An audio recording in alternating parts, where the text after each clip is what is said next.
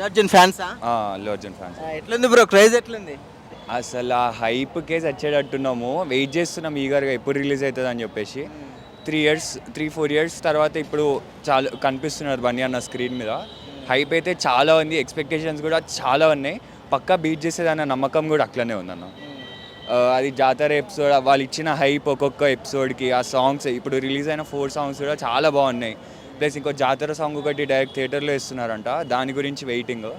ఇంకా ఆబ్వియస్లీ మనకు అందరికీ తెలుసు అల్లు అర్జున్ ఎంత గ్రేట్ యాక్టరో. ఇంకా దీంతో ఇంకా అవార్డ్స్ కొడతాడన్న ఒక చిన్న ఎక్స్పెక్టేషన్స్ కూడా ఉన్నాయి. సో అవార్డ్స్ అన్ని పక్కన పెడితే రికార్డులో మోత మోగిస్తుండు, పాన్ ఇండియా స్టార్ అయిపోయి మళ్ళీ ఇక్కడ మీకు జనాలు కూడా మోత మోగిస్తున్నాను. పాన్ ఇండియన్ స్టార్ ఇప్పటి నుంచి పాన్ వరల్డ్ అయిపోతాడు. గోల్డ్ అయిపోతాడు అంటావు. పుష్ప అంటే నేషనల్ అనుకుంటా, ఇంటర్నేషనల్. ప్రేక్షకులకు కూడా మోత మోగిస్తుండే టికెట్ల ధరలతో. ఇంకా అదేముందన్న, ఎంత టికెట్ రేట్లు పెట్టినా కొనేటోళ్ళు కొంటారు కదా, దాని ఏముంది చెప్పండి. అంతే కదా, ఇప్పుడు ప్రొడ్యూసర్ అంతా పెట్టి చేస్తారు, వాళ్ళకి రావాలని చెప్పేసి వాళ్ళు పెడతారు. ఇంట్రెస్ట్ ఉన్న వాళ్ళు కొని చూస్తారు, వన్కి ఫోర్స్ అయితే చేస్తలేరు కదా అట్లా. సో ఎంత ధరలు పెంచినప్పుడు రీజనబుల్ అంటావు? అంటే ఇంట్రెస్ట్ ఉన్న వాళ్ళకి రీజనబుల్ అనే అంటున్నా. ఇప్పుడు ఎంత పెట్టినా నీకు చూడాలనిపిస్తేనే చూస్తావు, ఎవరు ఫోర్స్ చేయడు కదా పొమ్మని చెప్పేసి. సో మరి ఎట్లా దొరికిందా బెనిఫిట్ షో? దొరికినా.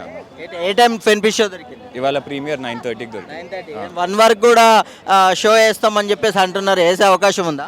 ఏమో అన్న ఐడియా లేదు. అంటే మీరు ఇక వాళ్ళు ఇస్తే మీ సర్కిల్లో చూస్తారా? వేస్తే అయితే చూస్తాం. చూసుడే ఆల్రెడీ 3 షోలకు బుక్ చేసుకున్నాను నేను, ప్రీమియర్ తర్వాత మళ్ళీ పొద్దున. ఎంత పడ్డది టికెట్? మనకు నార్మల్ ప్రైస్కి వచ్చింది. నార్మల్ ప్రైస్కి వచ్చింది అన్న. నార్మల్ అంటే ఎంత వరకు? అంటే ఫ్యాన్స్కి ఒకటి 1400.